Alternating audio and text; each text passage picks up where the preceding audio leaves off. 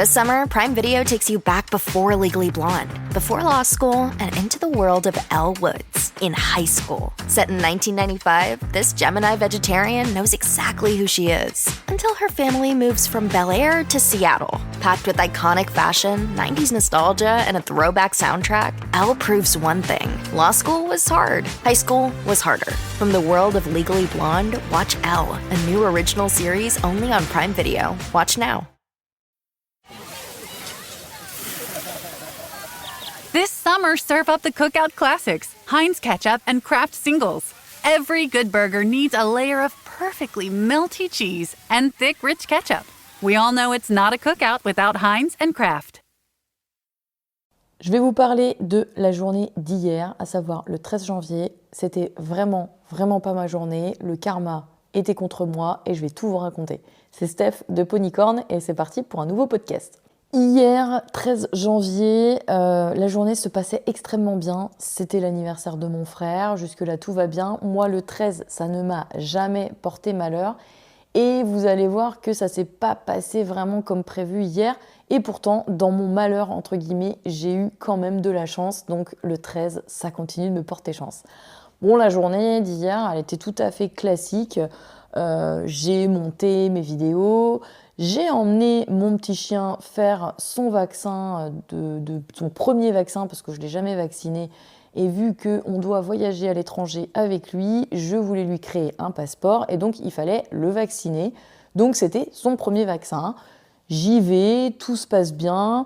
C'est une super vétérinaire en plus. Bon, je lui parle quand même de mes inquiétudes parce que j'ai déjà eu un chihuahua et un spitz nain, donc des tout petits chiens.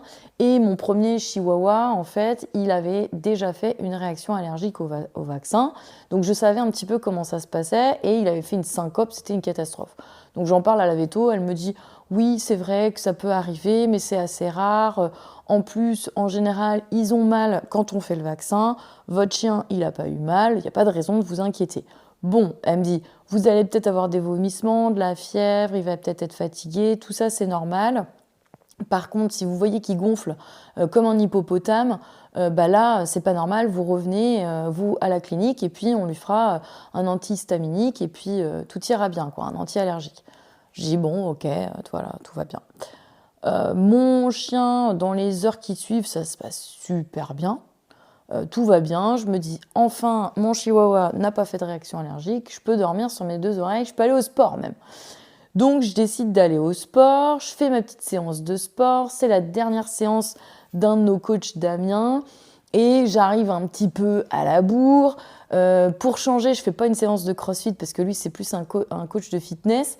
Et tous les copains, pour lui rendre, entre guillemets, hommage pour le dernier cours, on est tous partis faire du body pump, du fitness. Et j'arrive la dernière parce que je suis à la bourre et j'ai pas de step. Donc, je fais toute ma séance par terre. Enfin, bref. Voilà, bon, je prends ça à la rigolade, c'est pas bien grave. La séance se termine et je prends ma voiture pour rentrer chez moi. Sauf qu'il y a des travaux dans la route que je prends d'habitude et je décide de passer par un autre village à côté de chez moi.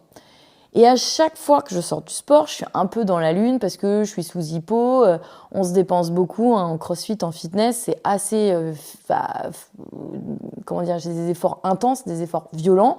Du coup, quand je sors de ma séance de sport, je suis toujours un peu oxy, quoi. Et là, je sais pas, je rentre dans le village, je suis aux limitations, je suis dans la lune et je me prends un terre-plein pleine face. Et là, j'entends « PAH !» la roue, quoi, qui prend le terre-plein. Mais j'ai rien compris, hein, je vous avoue, j'étais vraiment... Vous savez, cette sensation-là qu'on a quand on regarde la route, en fait, on a les yeux ouverts, mais on dort à moitié, puis on se réveille quelques instants plus tard et on se dit « Mais merde, qu'est-ce qui s'est passé ?» Et j'étais en plein dans un truc comme ça, complètement dans la lune.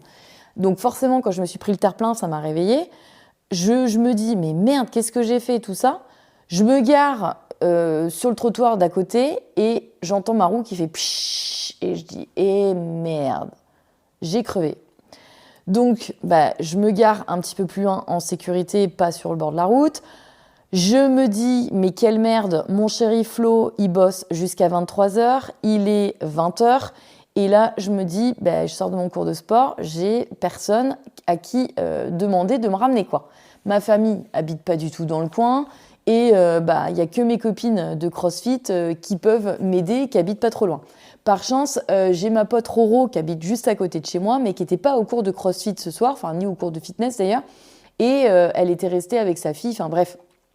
Je décide de lui envoyer un vocal en lui disant « Écoute Roro, il va falloir que j'appelle l'assistance, j'ai crevé, machin, est-ce que tu peux me ramener chez moi ?»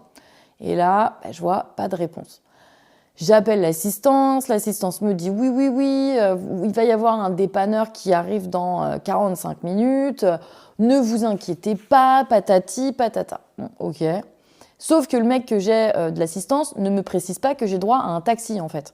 Donc, je me dis, je suis démunie, je suis comme une con, je suis à 6 km de chez moi, je vais pas avoir d'autre choix que de marcher à pied, quoi. Et je me dis, fuck, je suis une nana toute seule, je suis quand même plutôt sympa, je vais être cool avec le dépanneur et puis il va peut-être faire un petit crochet pour me déposer chez moi, je suis que à 6 km, tu vois. Donc, moitié dans la confiance, j'attends, je préviens quand même mon chéri que je suis en panne. Et puis, je fais mes petits trucs, je fais des vocaux à des copines, machin, bidule. Et tout à coup, le dépanneur arrive et le mec, un espèce de beauf intersidéral. Alors, c'est un jeune, il doit avoir 25-30 ans. Quand je le vois descendre du truc, je me dis « Ah, trop cool, un jeune, il va être trop sympa, tu vois. » Et là, le mec, direct, ni bonjour ni merde, il me fait « Bon, vous avez crevé, la roue, elle est réparable ou pas ?» Qu'est-ce que j'en sais, moi je lui dis « non, je crois pas. » Vous avez pas de roue de secours ? Non, j'ai pas de roue de secours. Je lui dis « J'ai pas de kit de gonflage non plus. » Si, vous avez un kit de gonflage. Non, j'ai pas de kit de gonflage. Si, vous avez un kit de gonflage. Je lui répète « Non, je n'ai pas de kit de gonflage. » Ouais, bon, c'est pas grave. Oui, ok, c'est pas grave. Le mec, un peu obstiné, il me pose la question de savoir comment ça s'est passé. Je lui explique que je me suis pris le tremplin, que j'ai entendu un énorme paf et un psh derrière très long, que je suis sortie, ça continuait de faire psh, machin. Il me dit non, mais bon, c'est pas grave, ça se trouve, c'est réparable, donc on va regarder ça. Je lui dis, je pense pas. Oui, on va regarder ça si ça vous dérange pas. Non, ça me dérange pas. Regardez ça, monsieur. Très, très brut, hein. Alors, pas méchant pour dessous, mais très, très braque, très, très brut. Et puis le mec, en gonflant la roue, il me demande comment ça s'est passé, quoi. Donc je lui explique que je sors du sport, que je suis un peu oxy, que je dois être en hypo, j'étais dans la lune et je me suis pris le terre-plein. Et là, le mec, du haut de ses 25-30 ans, je rappelle que j'en ai 41, bref, on peut faire des conneries à 41 ans, il n'y a pas de problème. Hein. Mais le mec se met à me faire la morale. Ouais, c'est pas sérieux, quand on sort du sport, faut prendre un sucre, vous êtes pas la première à qui ça arrive. Hier, j'ai dépanné un mec, il était comme vous, il est sorti du sport, il s'est endormi, paf, la voiture, elle est morte. C'est ce que vous voulez, ma petite dame ? Le mec me parle comme ça. Je lui dis, non. La prochaine fois, faudra prendre un sucre. Je dis ok. Donc je garde en tête toujours, je me dis quand même, le mec peut-être qu'il va pouvoir me ramener. Donc je vais rester sympa avec lui quoi. Et je me dis, je vais rigoler. Je lui dis oui, puis en plus j'ai été faire des courses juste après le sport. J'ai acheté du chocolat, j'aurais peut-être dû prendre un ou deux carrés, ça m'aurait fait du bien. Et là le mec, je pensais je faire rigoler en étant détendu, tu vois. Et le mec, il me sort un vent intersidéral. J'ai entendu le vent, le Mistral faire... Alors, il n'y a pas de Mistral chez nous, mais c'était un Mistral. C'était un espèce de vent intersidéral, mon pote. Je me suis pris un vent. Bref, le mec, il gonfle la roue. Et là, comme s'il avait trouvé la carte au trésor, le mec. Le X, quoi. Voilà, ma petite dame. Il n'est pas réparable, le pneu. Vous entendez, là, le pchi. Il est complètement déchiré. Vous avez déchiré votre pneu. C'est bon pour aller au garage. Oui, merci, je le savais déjà puisque j'étais descendue de ma voiture. Je lui ai pas dit, mais j'ai travaillé 4 ans en garage où j'ai été responsable d'une annexe de concession automobile, donc je sais un petit peu comment ça marche. Mais bon, le mec, il voulait m'expliquer la life. Bon, bref, il m'explique la life, c'est son métier, ok, pas de problème. Donc le gars, il commence à mettre ma voiture sur son plateau et il recommence à me faire la morale avec son sucre là. Oui, ma petite dame, là, c'est pas sérieux, vous auriez pu avoir un machin. Bon, il est gentil, tu vois, le mec, il est sympa, il fait son job. Enfin, il fait pas son job, il fait la morale, mais c'était mignon, quoi. Donc, il commence à me gonfler un peu, là, sur les bords. Du coup, il me dit, au milieu du « il faut prendre un sucre », il me dit « vous rentrez comment ?» Je lui dis « je sais pas ». Il me dit « vous avez pas une amie, un copain qui peut vous ramener ?» Je lui dis « écoutez, mon conjoint, il travaille jusqu'à 23h. » Et je dis « mes copines ne répondent pas, donc... je sais pas, je vais rentrer à pied probablement. Il me dit, ça c'est pas de chance. Ok, super. Effectivement, c'est pas de chance.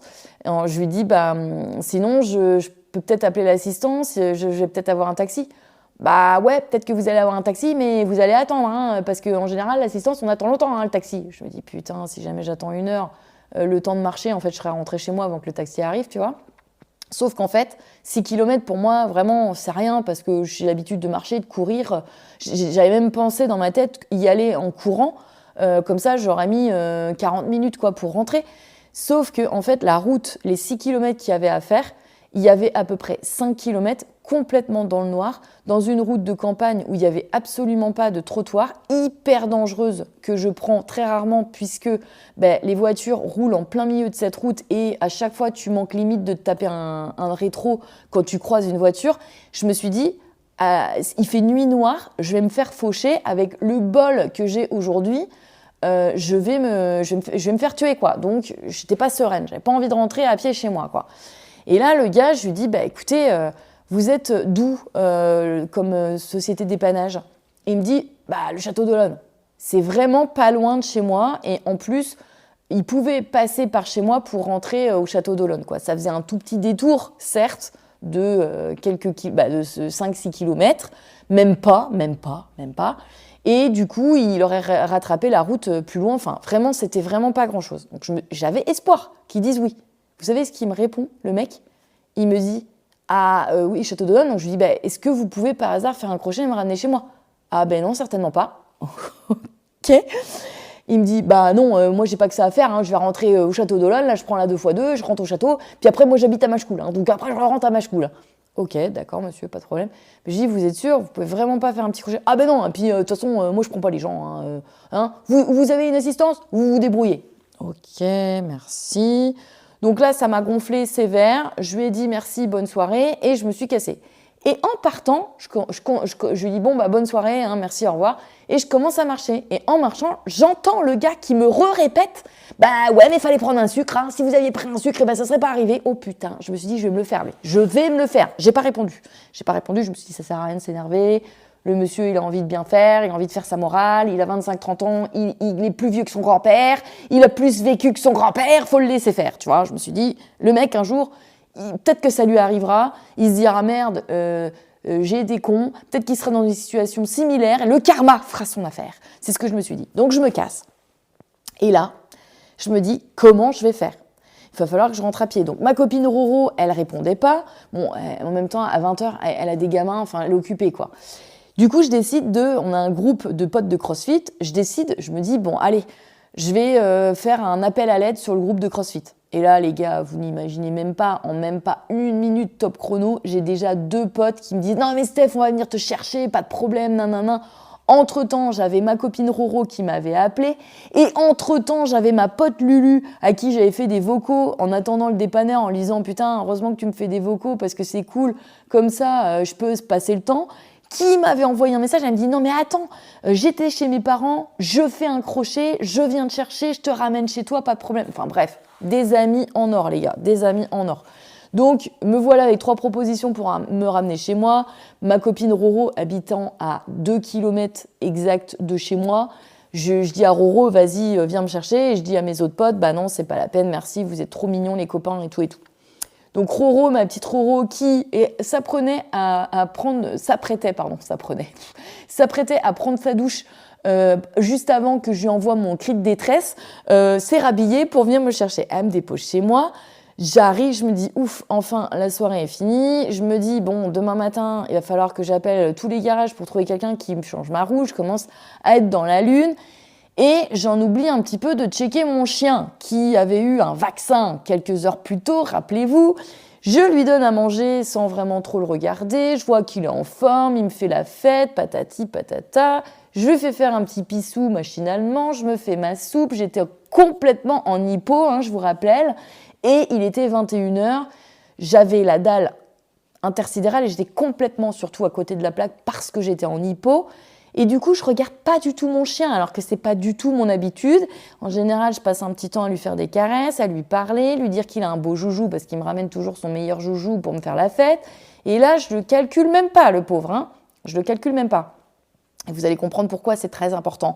Je fais ma soupe, je mange ma soupe et je le vois en mangeant ma soupe très, très, très agité. Mais vraiment très agité. Il commence à se gratter dans tous les sens, il fait le poisson pané, là, à se frotter par terre, un comportement anormal. Et là, il lève la tête vers moi, et là, je commence à paniquer sévère. Il a la gueule d'un hippopotame. Il a les yeux comme un lapin qui a la myxomatose, le museau qui a triplé de volume, le corps avec une espèce d'énorme boule sur le dos. Et là, je panique complètement. Je me jette par terre à côté de mon chien et j'entends dans sa respiration qu'il siffle. C'est plus une respiration, c'est moi en crise d'asthme et mon chéri Flo, parce que lui aussi est asthmatique, en crise d'asthme en même temps. Et là, je me mets à paniquer parce que mon chien, c'est toute ma vie, comme mes chevaux, c'est mes bébés, mes enfants, ma vie entière. Et là, je me dis, mon chien va crever dans mes bras. Je me rappelle de mon premier chihuahua que j'avais retrouvé en syncope dans son panier tout froid et que j'avais emmené en extrême urgence à la clinique vétérinaire qui m'avait fait une injection pour le sauver. Et là, je me dis, il est 21h, je n'ai, je vous rappelle, pas de voiture puisque je viens d'avoir un accident. Je me dis, comment je vais faire ? Là, j'appelle la clinique de garde, j'appelle la clinique chez qui j'ai fait le vaccin, qui sont forcément pas là puisqu'il est 21h, mais j'ai espoir d'avoir le numéro de garde que je récupère. J'appelle le service de régulation des urgences des vétérinaires où j'ai des gens très compétents qui me disent que il faut faire, faut pas paniquer, que ils me posent plein de questions. La vétérinaire régulatrice me dit écoutez, c'est sérieux, donc il va falloir emmener votre chien en clinique. Là, je lui explique mon problème. Je lui dis que j'ai plus de voiture, qu'il n'y a que mon conjoint qui peut m'emmener et qui débauche à 23h et que je vais pouvoir emmener mon chien qu'à 23h30. Là, clairement, elle me rassure absolument pas. Elle me dit que vu qu'il est déjà en détresse respiratoire, ça risque d'être très compliqué d'attendre cette heure-là. Elle me donne le numéro d'un taxi canin et je me dis que au pire, c'est la solution. Sauf que là, elle me dit, vous habitez où ? Je lui dis, j'habite à tel endroit. Et elle me dit, on a un problème, la clinique de garde est à 1h15 de chez vous. Et elle me dit, votre chien étant en détresse respiratoire, il faut absolument que vous partiez dès maintenant si vous voulez avoir un espoir de sauver votre chien. Et là, je me dis, comment je vais faire ? Parce que je sais très bien que si j'appelle le taxi, il ne va pas venir tout de suite, en fait. Il va falloir que j'attende peut-être une demi-heure, j'en sais rien, 1 heure, s'il est occupé, et ensuite 1 heure de route. Et là, je me dis, comment je vais faire ? Le temps que j'appelle, que j'ai 50 vétérinaires au téléphone, il est déjà 22h. Ça fait déjà 1 heure que mon chien est en PLS, qui se gratte comme un malade et qui gonfle de plus en plus et qu'il a de plus en plus de mal à respirer, qui sort beaucoup sa langue, qui boit beaucoup. Enfin bref, là je panique, je me mets à pleurer. Je laisse un message à Flo qui est au travail. Qu'est-ce qu'il va faire ? J'en sais rien. Je suis là, je vais perdre mon chien, mon chéri, et je dois faire une catastrophe. Je sais pas, je me dis détresse infinie, je rappelle ma copine Lulu qui est infirmière humain, rien à voir. Et je lui pose plein de questions, elle essaye de me rassurer tant qu'elle peut.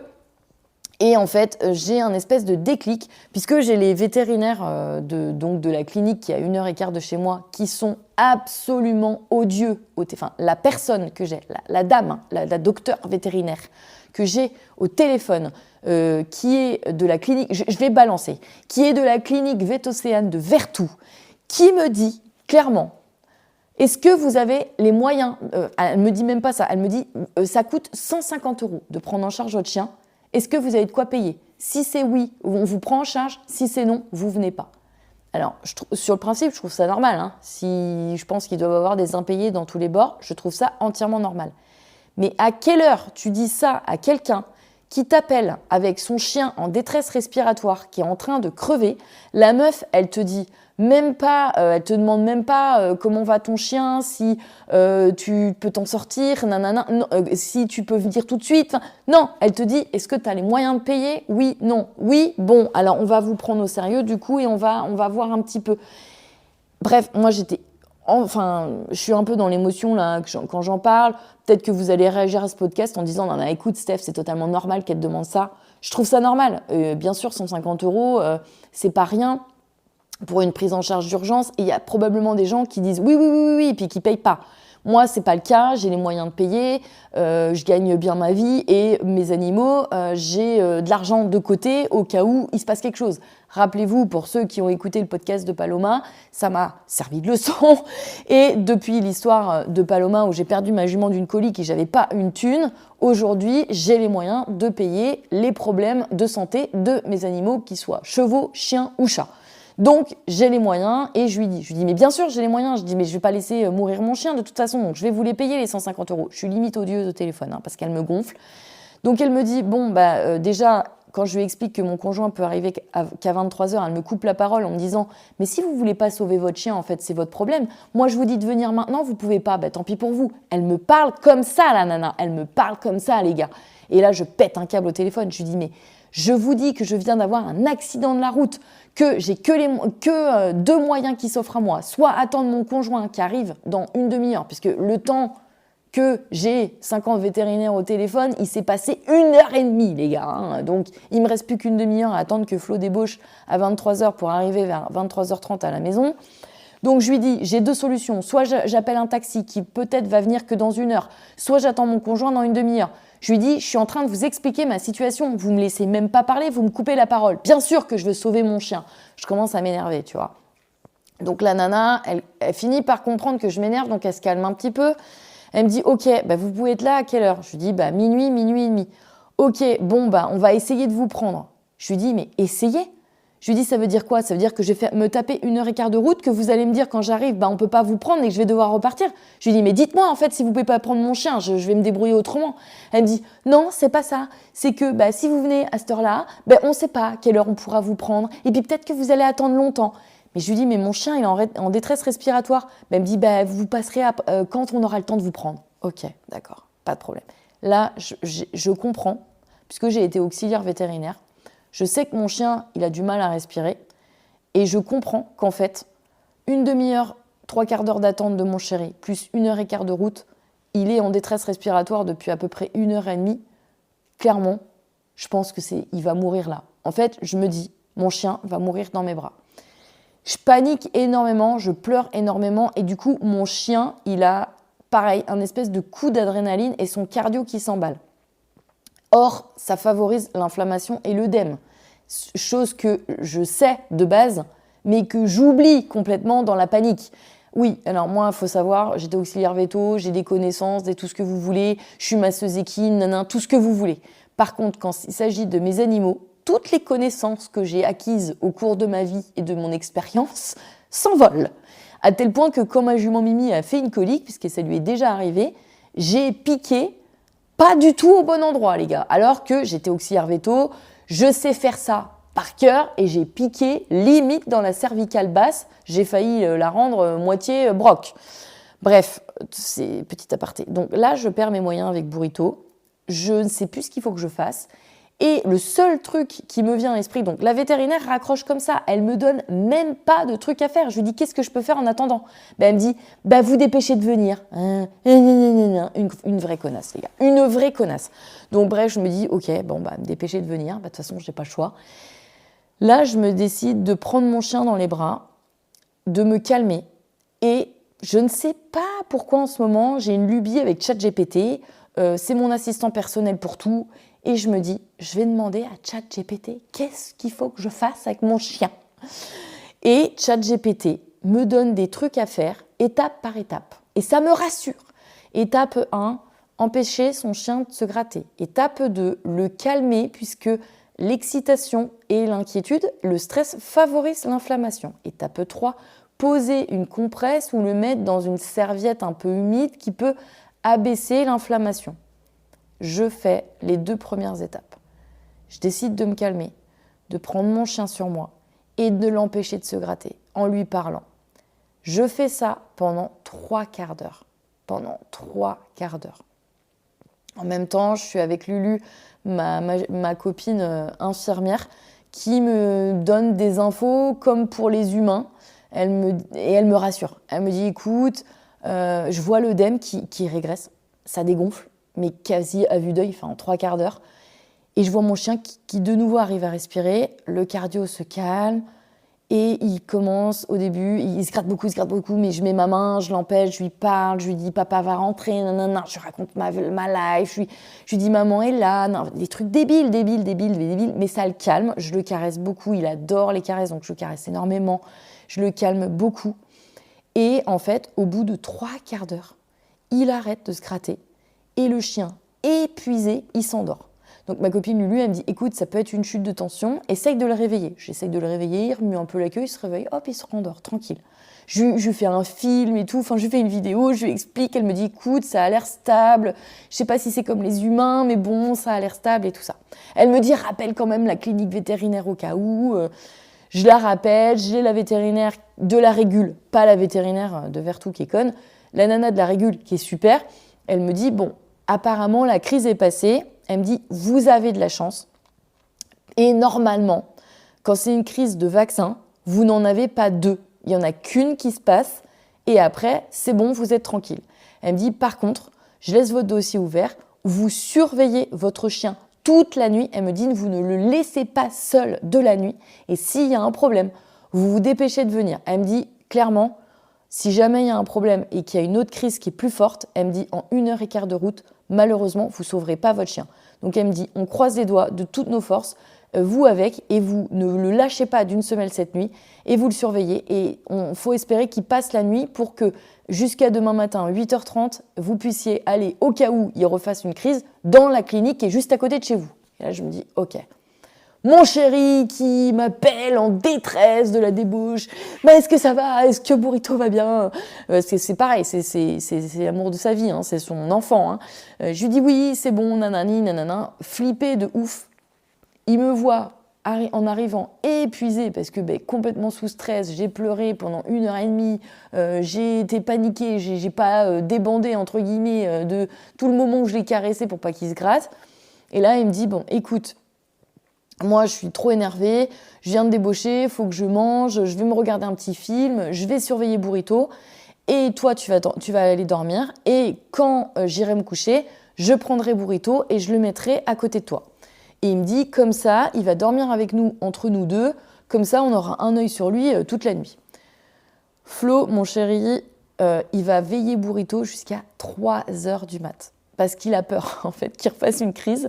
Il veut pas dormir. Et du coup, en fait, il le veille, en fait, jusqu'à 3h du matin.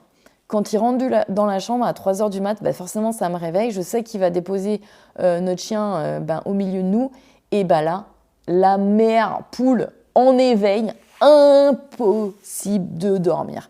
Je sais aujourd'hui ce que c'est d'être une mère hyper vigilante parce que j'ai pas d'enfant, j'ai jamais connu ça. Mais du coup, j'avais de l'hypervigilance. Donc en fait, à chaque fois qu'il bougeait, à chaque fois qu'il mâchouillait, à chaque fois qu'il se grattait un peu, je me réveillais. Donc en fait, j'ai fait des micro-siestes de 3h du matin jusqu'à 8h pour savoir si mon chien allait bien. Et en fait, il n'a pas refait du tout de crise. Donc alléluia. Là, aujourd'hui, on est le 14, on est le lendemain et tout va bien. Burrito est sorti d'affaire. Quant à ma voiture, à 8h le matin, quand j'ai vu que mon chien allait bien, je me suis dit, je vais m'occuper de ma bagnole. Et j'ai mis, les gars, 1h30 à trouver un garage qui a bien voulu me changer mes pneus avec des pneus en stock parce que j'ai une taille de pneus qui n'est pas standard et en plus j'ai une bagnole électrique, ce qui fait que quand j'avais trouvé un Euroto qui pouvait me changer mes pneus parce qu'ils les avaient en stock, ils n'avaient pas les cales pour surélever ma voiture pour changer les pneus parce que c'est une voiture électrique et que c'est pas pareil que les thermiques.